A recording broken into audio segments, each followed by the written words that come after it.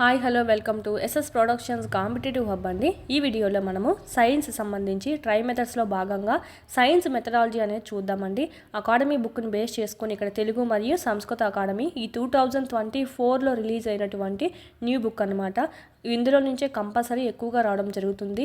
Last డిఎస్సికి తెలుగులో సంబంధించి 6 క్వశ్చన్స్లో అయితే మనకు 4 క్వశ్చన్స్ అనేటివి ఈ తెలుగు అకాడమీ నుంచే రావడం జరిగింది. సో ఆ విధంగా ప్రతి సబ్జెక్ట్కి మీకు తెలుగు అకాడమీ అనేది మెయిన్ ఇంపార్టెంట్. ఇది చదివిన తర్వాత ఏదైనా బుక్ అనేది చదవండి మెథడాలజీకి సంబంధించి. వీటికి సంబంధించి కంటెంట్ క్లాసెస్ అంటే ఇవి మనకు ఇదంతా మెథడాలజీకి సంబంధించి కవర్ అవుతుంది. కంటెంట్ టెక్స్ట్ బుక్స్ కావాలంటే కదా పిల్లల టెక్స్ట్ బుక్స్ సంబంధించి ఇక్కడ లెసన్ వైజ్ క్లాసెస్ అనేటివి ఉన్నాయి. మీకు 3rd నుంచి 10th వరకు క్లాస్ వైజ్ ఉంటాయి. అందులోనే మీకు లెసన్ వైజ్ ఉంటాయి. ఈజీగా మీరు ఇక్కడ అర్థమయ్యే విధంగా చెప్పడం జరిగింది. ఎవ్రీ క్లాస్ మ్యాథ్స్ వాళ్ళు ఎవరైతే ఉన్నారో నాన్ మ్యాథ్స్ వాళ్ళు ఎవరైతే ఉన్నారో ఓకే వాళ్ళకు ఈజీగా అర్థమయ్యే విధంగా చెప్పారు. అదేవిధంగా సైన్స్ సోషల్ బ్యాక్గ్రౌండ్ లేని వాళ్ళు ఉంటారనమాట. అవి కష్టంగా ఉన్నవాళ్ళు వాళ్ళకు కూడా ఆ సైన్స్ సోషల్ అనేది ఈజీ వేలో అర్థమయ్యేలా విత్ హింట్స్తో కూడా చెప్పడం అనేది జరిగింది. నాన్ మ్యాథ్స్ వాళ్ళకి యూజ్ అవుతుంది. నాన్ సైన్స్ సోషల్స్ ఎవరైతే ఉన్నారో వాళ్ళకు కూడా యూజ్ అయ్యే విధంగా ఈ క్లాసెస్ అన్నీ అంత చిన్న స్టేజ్ నుంచి చెప్పడం అనేది జరిగింది. సో ఇక్కడ మీకు పీడిఎఫ్స్ కూడా ఉన్నాయండి. డౌన్లోడ్ చేసుకొని జిరాక్స్ కూడా చేసుకోవచ్చు. 3rd to 8th మొత్తం ఉంటాయి. 9th 10th లింక్డ్ టాపిక్స్ అనేటివి మీకు లెసన్ వైజ్ చెప్పింటారు. ఈజీగా మీకు అర్థమవుతుంది. ఇంకా ఎవరైనా పర్చేస్ చేసుకోకుంటే చేసుకోండి, చాలా యూస్ఫుల్ అవుతుంది. ఓకే, ఈ పీడిఎఫ్స్ కూడా మీరు జిరాక్స్ చేసుకొని చదువుకోవచ్చు అనమాట. పీడిఎఫ్స్ నుంచే మనకు టెట్లో అయితే చాలా వరకు 140+, 130+, 120+ అనేది స్కోర్ చేశారు. పీడిఎఫ్స్ చదువుకున్నా మీకు ఈజీగా గెట్ ఆన్ అవ్వచ్చు అనమాట. ఈ టెక్స్ట్ బుక్స్ పీడిఎఫ్స్ రివిజన్ కోసం యూస్ అవుతాయి. నెక్స్ట్ అదేవిధంగా ఎగ్జామ్స్ ఏవైతే ఉన్నాయో మీకు 499 రూపీస్తోనే ఉన్నాయి. ఆప్షన్స్తో సహా మనకి ఇందులో నుంచి రిపీట్ అవ్వడం జరిగిందంటే ప్రీవియస్ ఎగ్జామ్స్లో అయితే మనకి ఇప్పుడు టెట్ వీటిల్లో అన్నిట్లో ఇవి కూడా మీకు క్లాస్ వైజ్ లెసన్ వైజ్ ఉంటాయి. ఆల్ సబ్జెక్ట్స్ ఉంటాయి. 3rd నుంచి 8th వరకు 9th 10th లింక్డ్ సైకాలజీ, విద్యా దృక్పథాలు, మెథడాలజీ, జీకే, కరెంట్ అఫైర్స్ అన్నీ ఉంటాయి. అన్నీ ప్రాక్టీస్ చేసుకోవచ్చు. లింక్డ్ అన్నారు కానీ 9th 10th మొత్తం పెట్టేశామన్నమాట. ఎవరన్నా ఎస్ఏ వాళ్ళు ఉన్నా కూడా పర్చేస్ చేసుకోవచ్చు. మొత్తం పెట్టేసాం, ఆల్ లెసన్స్ పెట్టేశాము. ఎస్ఏ వాళ్ళు ఉన్నా కూడా పర్చేస్ చేసుకొని మొత్తం లెసన్స్ అనేవి ప్రాక్టీస్ చేసుకోవచ్చు అనమాట. అందుకు వీలయ్యే విధంగా 3rd to 10th మొత్తం పెట్టించాం. చూడండి, న్యూ బిట్స్ కూడా మీకు మళ్ళీ యాడ్ చేయడం అనేది జరిగింది. ఇంకా 1 or 2 మిస్ అయినా కూడా అవి కూడా మీకు యాడ్ చేయడం జరిగింది. బిట్ ఫార్మేషన్ మార్చడం జరిగింది ఇంకా న్యూ వేలో. సో అలాగే న్యూ టెస్టులు కూడా ఎప్పటికప్పుడు అప్డేట్ అవుతూనే ఉన్నాయి. చూడండి, సైకాలజీ, విద్యా దృక్పథాలు ఇవన్నీ. ఈ 2 కోర్సెస్ ఉంటే కనుక మీ దగ్గర ఈ 3rd to 10th వీడియోస్ సంబంధించి ఈ ప్లస్ టెస్ట్ సిరీస్ ఇవంతా ఆల్ టెస్ట్ సిరీస్ అనమాట. ఈ 2 కోర్సెస్ ఉంటే ఆల్మోస్ట్ మీకు హాఫ్ సిలబస్ అనేది కంప్లీట్ అయినట్టే. ఇంకా మిగిలింది చూసుకున్నట్టయితే ఈ అకాడమీ సంబంధించి 99 రూపీస్తోనే ఉంది. మీకు దాదాపు టెట్లో చూసినట్టయితే 25+ మార్క్స్ ఈ బుక్ నుంచే రావడం జరిగిందండి. ఒక్క బుక్ నుంచి ఇన్ని మార్క్స్ రావడం అంటే ఒక సెషన్లో మాటలు కాదు అసలు. 25+ మార్క్స్ అనేటివి తెచ్చుకున్నారు. బిట్స్ అనేటివి కూడా మీకు బుక్లో చూపించే వారి కూడా చెప్పున్నాం. ప్రీవియస్ ఇయర్ పేపర్స్ కూడా చూడండి, వీడియోస్ అన్నీ చేసున్నాం. ఎవ్రీ లెసన్ మిస్ కాకుండా మీకు అర్థమయ్యే విధంగా పీడిఎఫ్స్ ఇచ్చున్నాం. డౌన్లోడ్ చేసుకొని జిరాక్స్ కూడా చేసుకోవచ్చు. ఎగ్జామ్స్ కూడా ఉన్నాయి మరియు ప్రీవియస్ బిట్స్ ఎక్స్ప్లెనేషన్ కూడా ఉంది. సో ఇన్ కేస్ మనకి ఇక్కడ చూసుకున్నట్టయితే దీంట్లో అకాడమీ టెక్స్ట్ బుక్లో బిట్స్ కొన్ని ఆన్సర్లు అనేవి రాంగ్ ఇచ్చారు. అది కూడా మనం రెక్టిఫై చేసి పెట్టడం అనేది జరిగింది. ఓకే, వీడియోస్లో చూడండి ఒకసారి. మీరు ఇక్కడ కేవలం 99 రూపీస్కే ఇచ్చున్నారు. దీంట్లో నుంచే మనకు ఇంత క్వశ్చన్స్ వస్తున్నాయంటే కన్నా ఈ బుక్ అనేది మహా అంటే ఒక 240 పేజెస్ అనేది ఉంటుంది. ఇది వీడియోస్లో కాబట్టి మహా అంటే భిన్న వినేయచ్చు. ఖచ్చితంగా ట్రై చేయండి. 99 రూపీస్తో ఉన్నటువంటి ఈ సైకాలజీ అకాడమీ బుక్ అనేది ఎక్స్ప్లెయిన్ చేస్తున్నారు. టెట్ మరియు డిఎస్సి 2 బుక్లు ఎక్స్ప్లెయిన్ చేస్తున్నాం. సో ఈ విధంగా ఈ 3 కోర్సెస్ కన్నా మీరు తీసుకున్నారంటే ఈజీగా మీరు ఈ డిఎస్సికి సంబంధించి అన్నీ మీరు ఎక్కువ మార్క్స్ స్కోర్ చేయడానికి వీలవుతుంది. మెయిన్ సబ్జెక్ట్స్ ఇవన్నీ. ఎస్ఎస్ ప్రొడక్షన్స్ కాంపిటేటివ్ హబ్ అని చెప్పి ప్లేస్టోర్లోంచి టైప్ చేసి యాప్ అనేది డౌన్లోడ్ చేసుకోండి. అందులో ఉన్నాయి, పర్చేజ్ చేసుకొని అక్కడ మీరు ఎగ్జామ్స్ రాసుకోవచ్చు. ఈ 500 రూపీస్ కోర్సులో మీరు వీడియోస్ అనేటివి విని పీడిఎఫ్స్ అనేటివి డౌన్లోడ్ చేసుకోవచ్చు అనమాట. నెక్స్ట్ లెసన్ 9th లెసన్ విజ్ఞాన శాస్త్ర ఉపాధ్యాయుని యొక్క పాత్ర, role of science teacher. Science teacher అంటే ఏ విధంగా ఉండాలి తన పాత్ర విద్యార్థుల పట్ల. ఓకేనా, ఉపాధ్యాయుడు పునాది అయితే విద్యార్థులు ఆ పునాది మీద కట్టబడినటువంటి నిర్మాణాలంట. ఉపాధ్యాయుడు పునాది అయితే, ఫౌండేషన్ అయితే, విద్యార్థులు ఆ పునాది మీద కట్టబడినటువంటి నిర్మాణాలుగా చెప్పచ్చు. పునాది ఎంత బాగా గట్టిగా ఉంటే బిల్డింగ్ అంత బాగా నిలబడుతుంది. సో ఉపాధ్యాయుడు ఏ విధంగా పిల్లవాడికి అందిస్తే గన ఎన్నో బోధనా పద్ధతులు సపోజ్ మంచిగా యూజ్ చేసి అందిస్తే వాడికి బాగా అర్థమయ్యి వాడు బాగా ఎదగలుగుతాడనమాట. నెక్స్ట్, విద్యయే జాతిని సముద్ధరించగలదు. అంటే విద్య ఉంటేనే జాతిని మానవ జాతిని డెవలప్ అనేది చేయొచ్చు అనమాట. అటువంటి విద్యా సామర్థ్యాన్ని పెంపొందించడంలో మిగిలిన అన్ని అంశాల కంటే ఉపాధ్యాయుని సామర్థ్యం, నడవడిక అనేది అత్యంత ప్రధానమైనది అని చెప్పింది ఎవరంటే కొఠారి కమిషన్. ప్రతి లెసన్కి ఈయన డెఫినేషన్ ఇచ్చారు చూడండి, గుర్తుపెట్టుకోవాలి. విద్యనే జాతిని సముద్ధరించగలదు. అటువంటి విద్యా సామర్థ్యాన్ని పెంపొందించడంలో మిగిలిన అన్ని అంశాల కంటే ఉపాధ్యాయుని యొక్క సామర్థ్యం, తను ఎలా ఉంది వారి నడవడిక అనేది చాలా ముఖ్యం అన్నమాట. ఎందుకంటే ఉపాధ్యాయునే రోల్ మోడల్గా తీసుకుంటారు. నువ్వు ఎలా ఉంటే వాళ్ళు అలానే తయారవడం అనేది జరుగుతుంది. ఆదర్శంగా ఉంటే వాళ్ళు మంచిగా తయారవుతారనమాట. ఉపాధ్యాయుడు నిరంతర విద్యార్థిగా ఉన్నప్పుడే సమగ్రంగా సమర్థవంతంగా బోధించగలుగుతాడు. సమర్థుడైనటువంటి ఉపాధ్యాయుడు ఉంటే కనీస వసతులతో ఫలితవంతమైనటువంటి బోధన జరపవచ్చు. ఉపాధ్యాయుడు సమర్థవంతుడైనాడు అనుకోండి, వసతులు కొన్ని ఉన్నా సరే, అంటే కనీస వసతులు ఉన్నా సరే దాన్ని యూజ్ చేసుకొని ప్రభావవంతంగా పిల్లవాళ్ళకి బోధించవచ్చు అనమాట. కానీ పాఠశాలలో, ప్రయోగశాలలు, ఉపకరణాలు, గ్రంథాలయాలు, ఆధునిక వసతులు ఎన్ని ఉన్నా కూడా సమర్థవంతమైన ఉపాధ్యాయుడు లేకపోతే అవన్నీ వ్యర్థమే.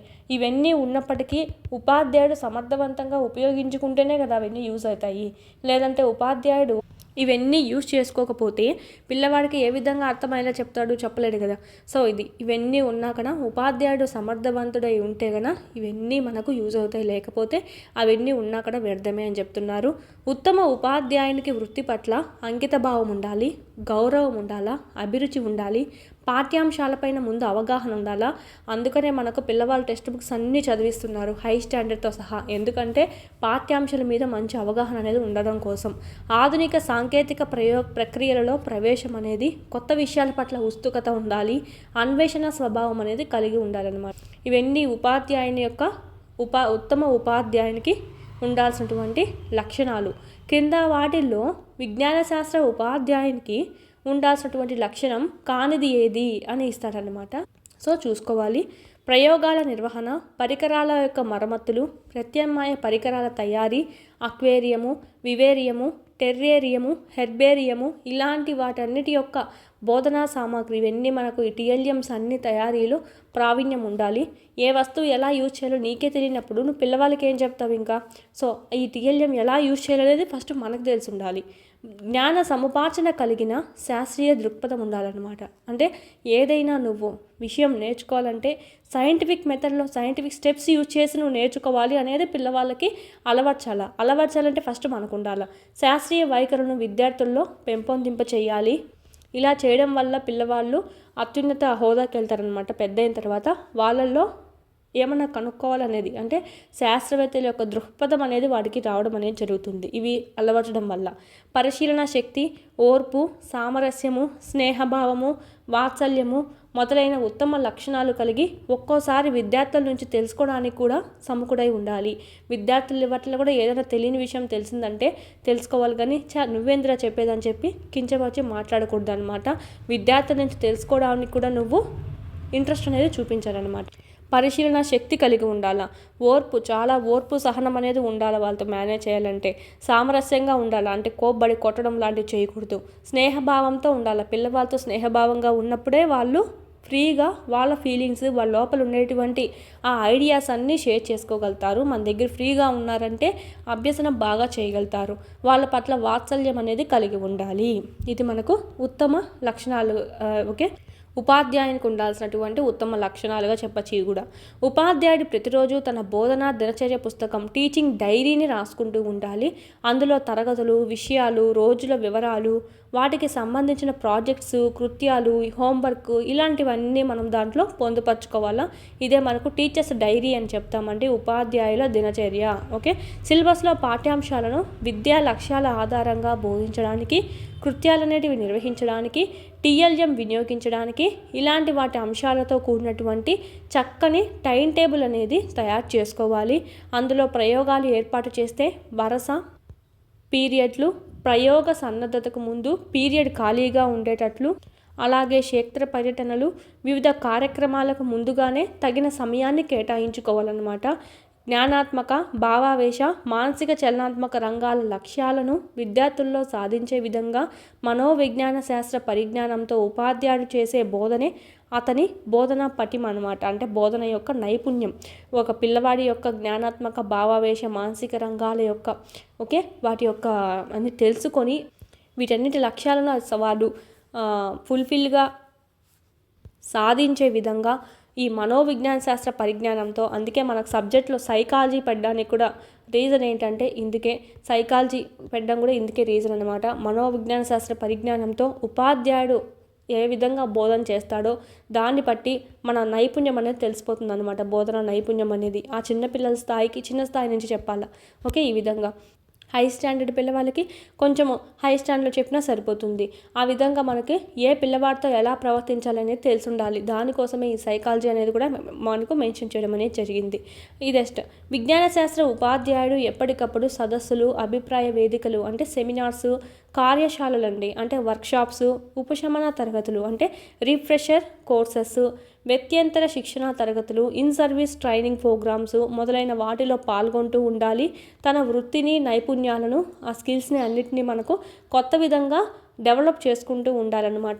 ఇప్పుడు చూసినట్టయితే పిల్లవాళ్ళకి ఈజీగా నేర్పించడానికి చాలా కృత్యాలు వచ్చాయి.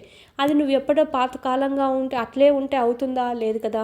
నీ వృత్తిని, నీ వృత్తి నైపుణ్యాలని నూతనపరచుకోవడానికి వీటన్నిటికీ అటెండ్ అవుతూ ఉండాలన్నమాట. అటెండ్ అవుతే కొత్త కొత్త పద్ధతులు తెలుస్తాయి. కొత్త పద్ధతుల ద్వారా కూడా పిల్లవాళ్ళకి నేర్పించవచ్చు. విద్యార్థుల వ్యక్తిత్వం తీర్చిదిద్దే మార్గదర్శకుడిగా, విషయ జ్ఞానం అందించే సదుపాయకుడిగా అంటే ఓన్లీ ఫెసిలిటేటర్గా నువ్వు ఉండాలి, అంటే ఉపాధ్యాయుడు ఉండాలి అని చెప్తున్నారు. ఎక్కువగా ఈ వాక్యాన్ని మనకు యూజ్ చేస్తారండి. ఉపాధ్యాయుడు కేవలం మార్గదర్శకంగా ఉండాలి అని, ఉపాధ్యాయుడు సదుపాయకారిగా ఉండాలి అని చెప్పి క్రింది వానిలో ఉపాధ్యాయుని యొక్క ఉత్తమ ఉపాధ్యాయుని యొక్క లక్షణం కానిది ఏది అని చెప్పి ఈ రెండు అట్లా ఒకటి నెగిటివ్ అనేది ఇచ్చేస్తాడు, చూసుకోవాలండి. ఇది మనకు ఉపాధ్యాయుని యొక్క పాత్ర. వీటి నుంచి కూడా ఇస్తారు కంపల్సరీ, ఈజీగానే చేసేయచ్చు ఓన్గా అయినా సరే. క్రింద మన క్వశ్చన్స్ ఇచ్చారు, ఇవి చదవడం ద్వారా మీకు అర్థమవుతుంది ఏ విధంగా ఇస్తారు క్వశ్చన్స్ అనేటివి. ఈ టెస్ట్లన్నీ మీకు 499 కోర్సులో ఉన్నాయి, టెస్టులు రాసుకోండి. ఈ 499 కోర్సులో మొత్తం టెస్ట్ సిరీస్ అనేటివి ఉంటాయన్నమాట. క్లాస్ వైజ్, లెసన్ వైజ్ ఉన్నాయి, ప్లస్ సైకాలజీ, విద్యా దృక్పథాలు, మెథడాలజీ, ఈ ట్రైబ్ మెథడ్స్ కూడా మీకు సైన్స్, సోషల్, మ్యాథ్స్ అని విడిగా ఇవ్వడం జరిగింది. ఇప్పుడు సైన్స్ వింటున్నారు కాబట్టి విన్నట్టు అక్కడికి వెళ్ళి ఎగ్జామ్స్ రాయండి. ఈ అకాడమీలో పుస్తకంలో ఉన్నట్టు బిట్స్ కూడా అక్కడ ఇవ్వడం అయితే జరిగింది. వీటిని చూసి ఫ్రేమ్ చేసినటివి ఇంపార్టెంట్ పీడిఎఫ్స్ ఉన్నాయి. అంటే దీంట్లో ఈ సంబంధించి పీడిఎఫ్ కూడా ఇక్కడ మీరు డౌన్లోడ్ చేసుకోవచ్చు. అదేవిధంగా ఈ 500 కోర్స్లో కూడా 3rd to 10th lesson wise videos, PDFs ఉంటాయి. దీంట్లో కూడా ఈ పీడిఎఫ్ అనేది ఉంది, డౌన్లోడ్ చేసుకోండి. ఈ 2 కోర్సెస్లోనూ ఉంది, డౌన్లోడ్ చేసుకోండి. ఈ రెండు మీకు ఇది క్లాసెస్, ఇదైతే మీకు ఇది మనకు టెస్ట్ సిరీస్ అన్నమాట. క్లాస్ వైజ్, లెసన్ వైజ్ ఉంటాయి, సో యూజ్ చేసుకోండి.